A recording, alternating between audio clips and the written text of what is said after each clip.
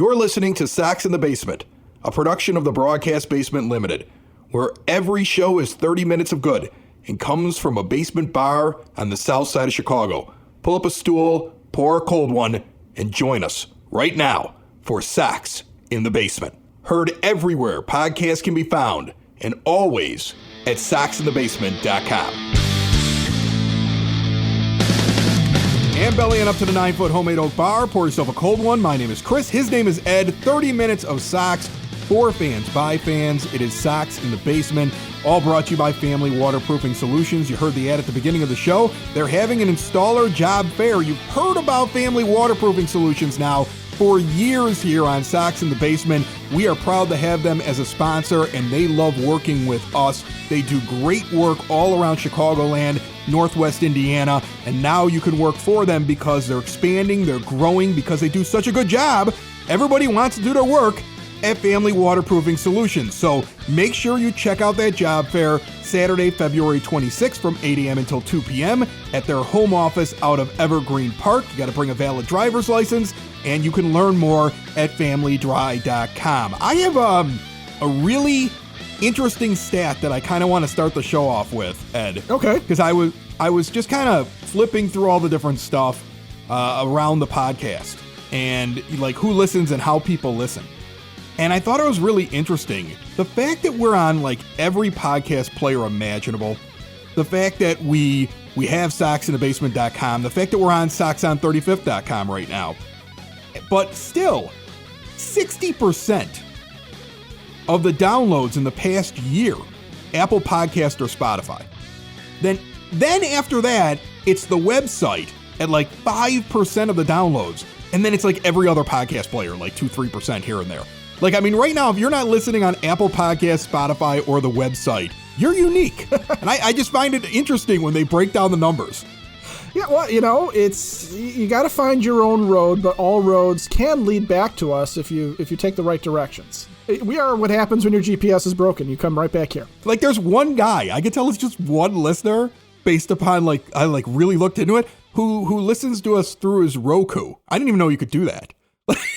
I didn't know you could do that either. I'm gonna go home and check that out. I got a Roku at home. I got a Roku TV. I'm gonna go check that out now. Somebody found a way to listen through their Roku. I don't know how that happens. I couldn't tell you how to do it, but I can actually see it here. Another thing that I kind of wanted to point out was, and I'm gonna thump my chest, and I'm gonna reach over and thump your chest here a little bit, and thump the chest of Sox on 35th. Since we merged with them or started this partnership, we're working so closely together with the website soxon35th.com and Sox in the Basement with them in the last, and it's really a month and a half at this point. The interviews that we've had, Liam Hendricks, Jake Berger last week, Mike Rodolfo was on Sox on 35th. They did a written interview with him. They also had Alexei Ramirez. Yeah, he was on there. I feel like I'm missing one more here. They had Norge Vera, didn't they? Norge Vera, that's right. And now Ethan Katz. I want to give you a quick taste. I'm not going to play their whole interview. You can check out the entire thing over at soxon35th.com. But Jordan Lazowski, good friend of the show, you've heard him so many times on this show. He's the one doing the interview. And he asked Ethan about the early exit from the postseason. And did the team, did the players, did the pitchers, did anybody learn anything from it that would have a positive impact in 2022? Yeah, I mean, I think it was a very humbling experience, but there's definitely, we didn't achieve the ultimate goal, which was to keep playing and moving on from that series. But I think we learned a lot about what we need to do better overall as a staff. I won't speak for other departments, but what we need to do a little bit better.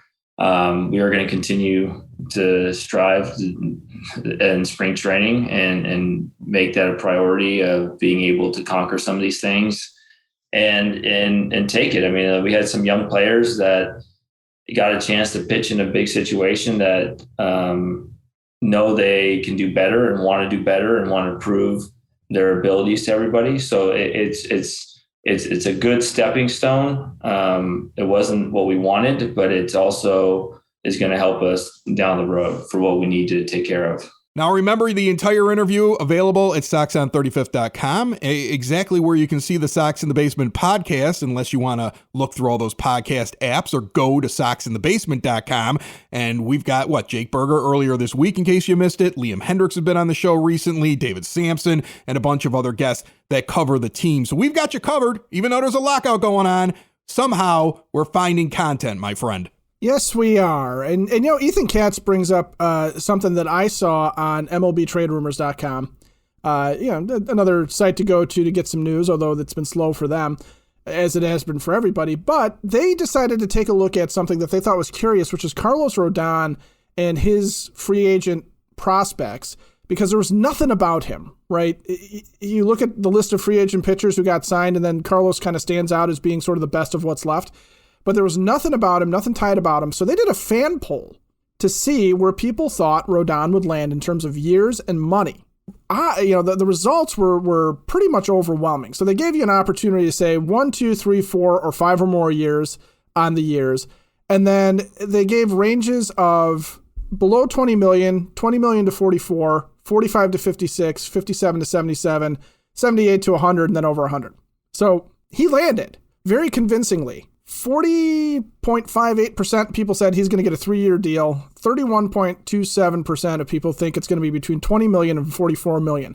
So that means he's going to sign for 3 years at about somewhere like 11 to 14 million per year, which is pretty doable if you're looking for the level of production he gave you in the first half. That's pretty great. I don't think the White Sox trust him enough that they want to give him a multi-year deal. And that's the thing. I just don't think, after being around Carlos as long as they have, and they've seen these seasons that are constantly cut short and issues with his arm and the inability to get through an entire season, I just don't see the White Sox interested in him anymore. I don't think they're interested in him. I might be crazy, but I don't think they're interested in him. That doesn't mean I wouldn't be interested in bringing him back. I'm just saying I don't think the team is. I just think they're acting like an organization. It's like, that's cool. We had fun. Awesome time. We're going to go in another direction. I don't know what that direction is. They've got so much to do when this lockout is over. And I really am starting to believe that we're going to see a shortened spring training and a hurry up and get to opening day type thing. And when the lockout ends, we're going to see like signing, trade, signing, like all over Major League Baseball. Oh, yeah, it's going to be nonstop. If you've got notifications set on your phone for Twitter, for any sort of news service, your phone is going to explode in your hand. And you'd still, even with an exploded hand, be able to pitch more games than Carlos Rodon will pitch this year. We have a couple of people that have gone on soxinthebasement.com and left some messages. You can do voicemails, but also you can just leave comments in the contact form. I wanted to go through a few of them, some of the more recent ones that we've gotten at soxinthebasement.com.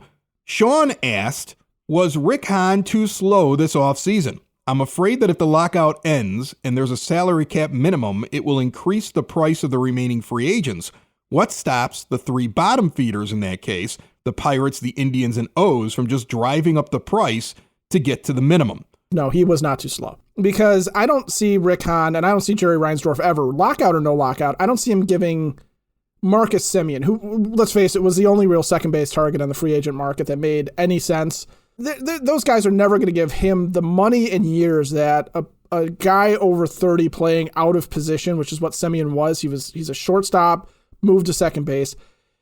I don't see them giving him that kind of money. It takes 2 people to make a trade, and I don't know. Rick may have been working the trade market, and we just didn't hear anything about it. That seems unlikely.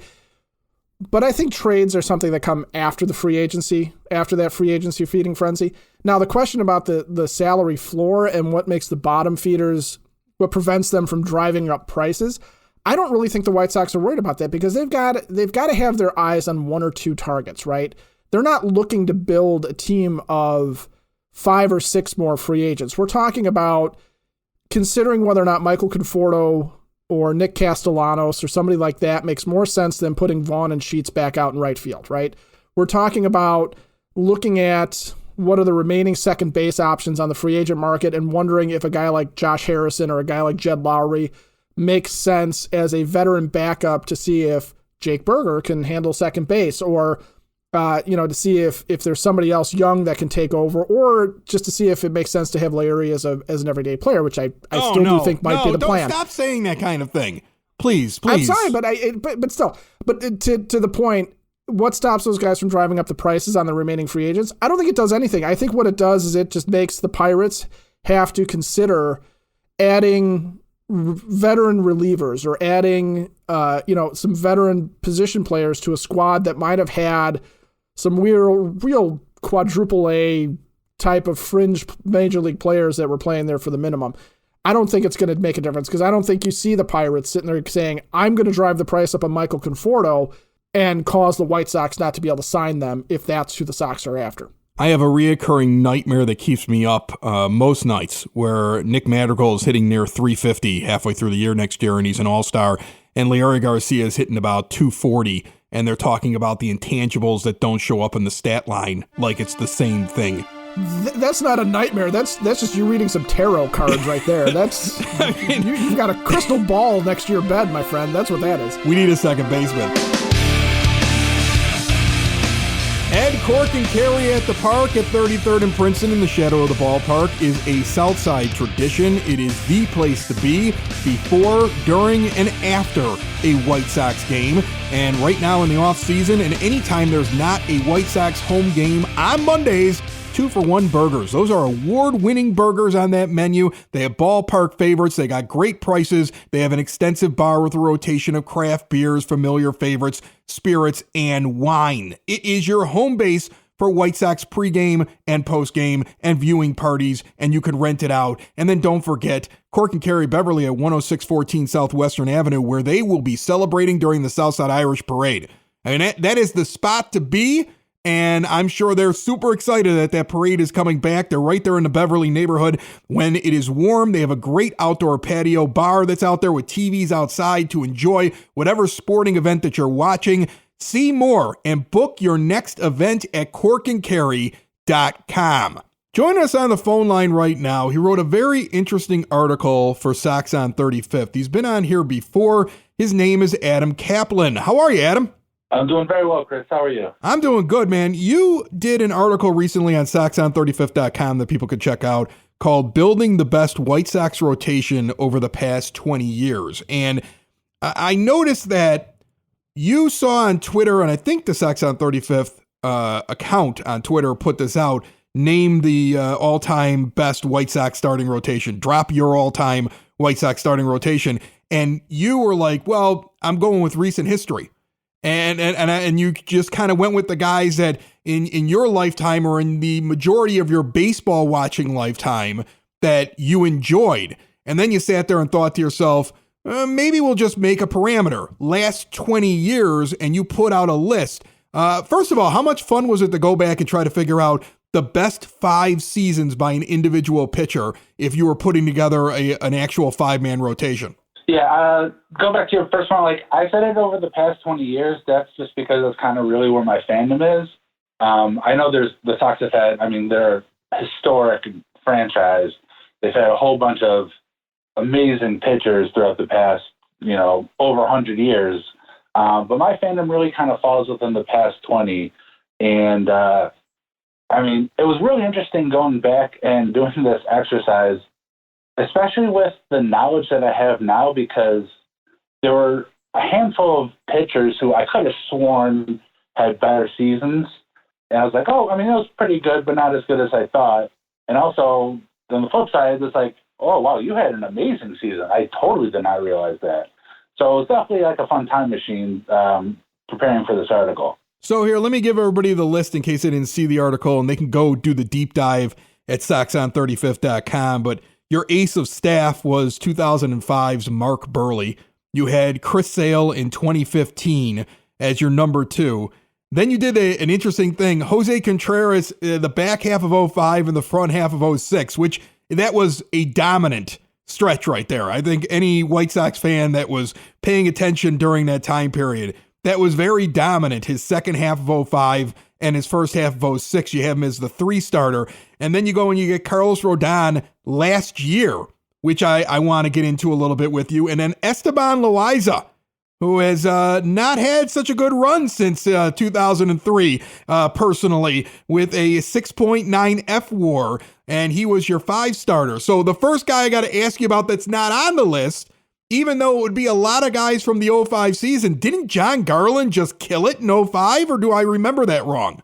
So I was kind of with you. I could have totally sworn that John Garland would easily make this list or contend for this list. I remember around that time where John Garland was my favorite pitcher, even though Mark Bowie was killing it and Jose Contreras was killing it. I gravitated towards John Garland, and I think the reason I did it, and maybe you did it too, was because he had a buttload of wins. I think he had probably 16, 17 wins, I think. Don't quote me on that. But the real surprising thing is that his F-WAR, while it was the best of his career, was still only 3.5. And if you wanted to make this list, your F-WAR needed to be basically at least 5. So John Garland had a very good season, but I think maybe us Sox fans are remembering that with rose-colored glasses. So Loaiza had a huge year in 03. I remember that. He was an all-star. He almost won the Cy Young there. Like I said, that Contreras stretch at the back end of 05 and 06 was insane. He was maybe the best pitcher in baseball during that time. Chris Sale, his 2015 season, you picked that as his best year. It's hard for me to argue with that. I figured for sure he was going to make this list, so you didn't surprise me. And I remember Mark Burley being a stud in 05, and your numbers show that. The guy I'm surprised, as much as I think he had a great year last year, when you look at the last 20 years, 2021 Carlos Rodon made the top 5 individual seasons that made up your 5-man rotation here. Tell me a little bit about Carlos and how he got onto this list. Any Sox fan knows, when Carlos Rodon was pitching last year, he was just incredible.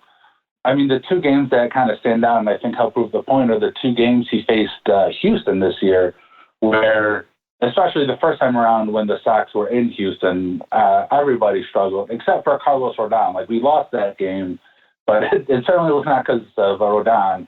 And then he got to face them at home, and it was just incredible. And obviously he had the no-hitter, and when he was on, he was, I think, the best pitcher in the American League. I mean, I wrote an article very early on in Sox on 35th about the Sox rotation and their chances of winning the Cy Young, and obviously I'm biased, but I would have given it to Rodon.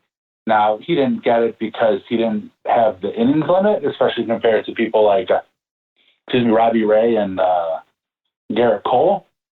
But when Carlos Rodon was pitching, even down the stretch where he clearly had an innings limit, the team was clearly treating him with kids' gloves on, I thought he was just by far and away the best pitcher in the American League. He was so good last year, and it's kind of a shame that he wasn't able to pitch 160 innings. So you had a couple of guys that you listed that just missed the cut. 2019 Lucas Giolito season, that was a heck of a year. That missed the cut. Jose Quintana had a season that missed the cut.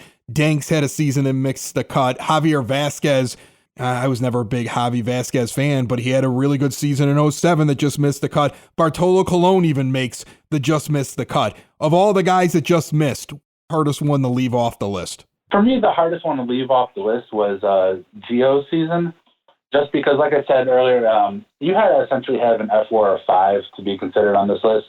Even Jose Contreras, you split up his 05 and 06 season, he still had an F-WAR of 5. Lucas Giolito's season was 5.2, technically better than Carlos Rodon's season last year at 4.9. But the reason that I gave it to Rodon was just because he was able to accrue that WAR over 40 less innings. No disrespect to Giolito, who was incredible and still is an incredible pitcher. But, man, so far his best season was that 2019 season, and that was it. Just if there was a 6-man rotation, he would have made it. Awesome. Well, Adam Kaplan, we enjoy having you on. If you want to check out this entire article, there's all kinds of cool stat dives. You kind of have the memories flood back to you about these seasons that individual White Sox pitchers had in the last couple of decades. It's called Building the Best White Sox Rotation Over the Past 20 Years. You can check it out at soxon35th.com. And Adam, we will talk to you soon. Thank you so much. Hopefully sometime in the near future I can come down to the Oak Bar and drink a bourbon with you in person. Anytime, my friend. We'll do it. Next time we'll get you down here. I love it.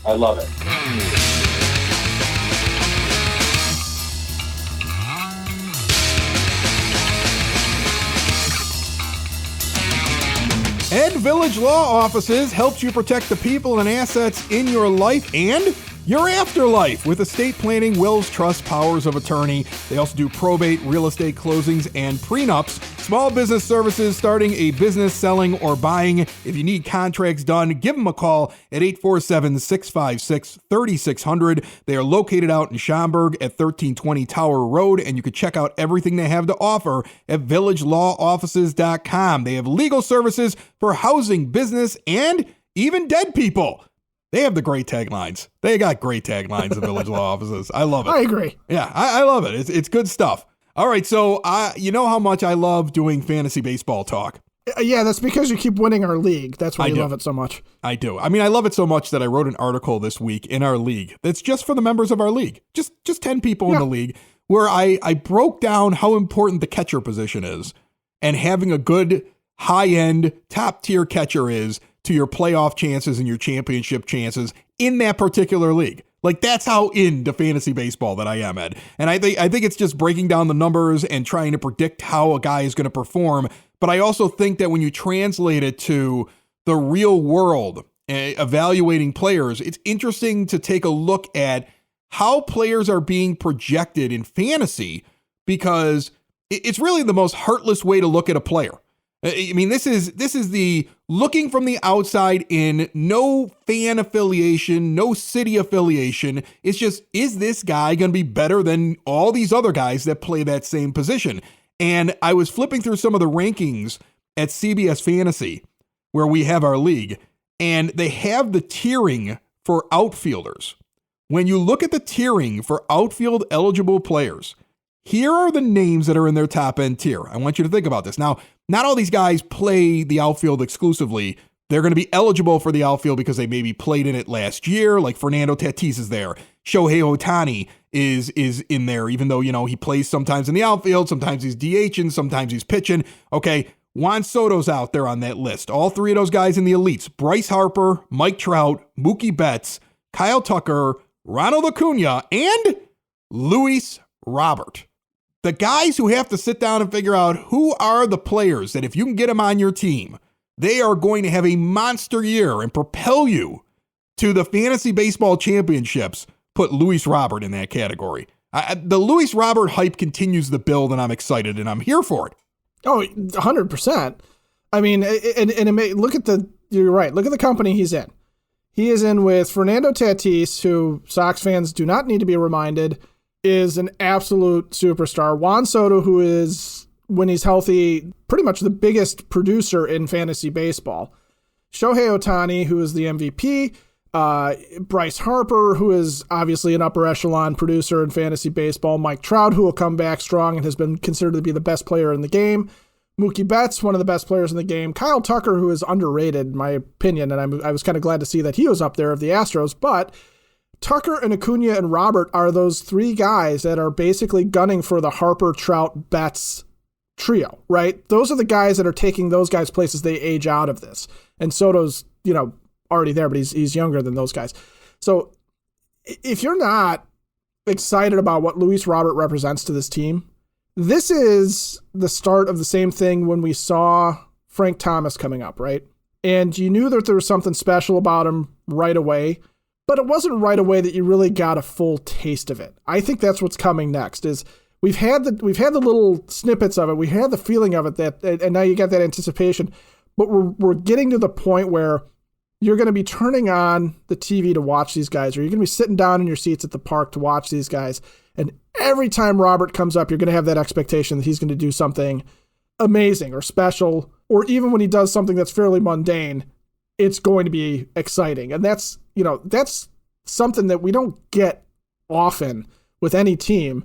And this is the White Sox time to have this guy become that type of star. All right, so now they have their breakouts, their bust, and their sleepers list.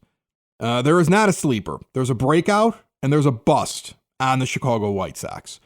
So which one do you want to hear first? You want to hear the bad news, which is the projected bust, and they put this player just behind one other player on the list, meaning they feel pretty sure. They normally, like when they list them, the higher up on the list of the breakouts and bust and sleepers, the higher up is the more confident that they are. So there's only one player in all of baseball that they're more confident is going to have a bust of a year besides this White Sox player. And then we have a breakout who is their featured breakout for all of Major League Baseball, who happens to be a White Sox player. So do you want to start with the bad news and get to the good, or do you want to end on a downer on this show? Nope. Let's get the bad news out of the way first, because I don't have much to say about Sebi Zavala, and I'm surprised that they put him on the list like that. No. And the moment I say it, it's just some White Sox fans just can't handle when you say that this guy is not he's not going to be the best player on the team this year. Jose Abreu is listed as a bust by CBS Fantasy. And I'm going to read what they say. I don't want you to panic here, but this is what they say. Abreu is aging remarkably well, and his underlying numbers still hold up in a lot of ways. He's still ranked in the 89th percentile in both averaging, exit velocity, and hard hit rate in his age 34 season. However, you can't outrun Father Time forever, and 2021 was a clear step back from his MVP winning 2020 short season. We've talked about that. It was much more in line with the decline that we saw in 2019. The lineup he plays in and his approach all but ensures that Abreu will drive in a lot of runs. But that's really the only place he consistently stands out at this point. Entering his age 35 season, there's always a chance the bottom falls out.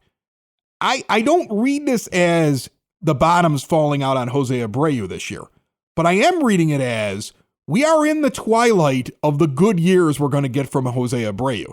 And when I read this, the only thought that kept running through my mind was, is this the best year? Is this the year we literally have the best chance in this early window with this team that I think is going to last and have its ups and downs over the next decade? But with this current group, is this the best year to win a World Series? Because what will Abreu be the next year?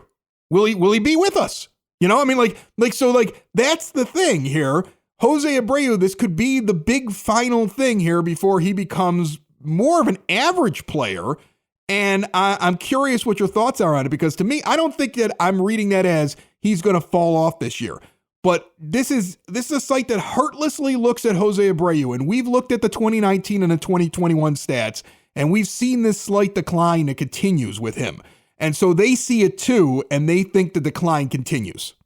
Well, what the best hope, I think, is that what they're really referring to is the situation of where a player's on-field performance in real games is more important to his team and is more valuable and productive to his team than what his stats show or how his stats are compiled for fantasy baseball purposes. So what they're really saying is you're going to see fewer 4-for-4, 3-for-4 games. You're going to see a lot of 2-for-4, 1-for-4 games. You're going to see more strikeouts. You're going to see, him grounding into more double plays, things like that. But he's still, as far as watching him in real games, that clutch factor, the it factor that makes him a leader on the team, that makes him a big run producer, as he's historically been. He's still going to come up in RBI situations and find a way to get a run home and help the Sox win games. But if you're counting on him to bring you a fantasy baseball championship, he's going to slide back to the pack, because the days of him pushing 300 as an average, pushing for 40 bombs, those days are gone. And in a fantasy baseball sense, that's what happens. But to answer your question about, is this, win now because you don't know when Jose Abreu's bottom is going to fall out? Yes, the answer is yes. The man is 35 years old, and he's a slugging first baseman. He's a right-handed hitter. At some point, those guys fade, and they fade really, really fast. Think about the end of Paul Konero's career, where, he almost goes from being still a viable everyday player to doing that little victory lap that he did in his last season where he's barely even on the field. Yeah, he still ranks in the top 10, though he is towards the bottom when they rank projections for first baseman and their offensive production next year. So I mean, it's not the end of the world, but I think we'll see some decline. Okay, let's get to the good news here. The breakout that they have right at the top of their breakout page, the guy that they feel so good about is going to have a huge monster year. Get ready for it. Eloy Jimenez. We've seen flashes from Eloy Jimenez, it reads, but have yet to see what he can do when everything is clicking over a full season.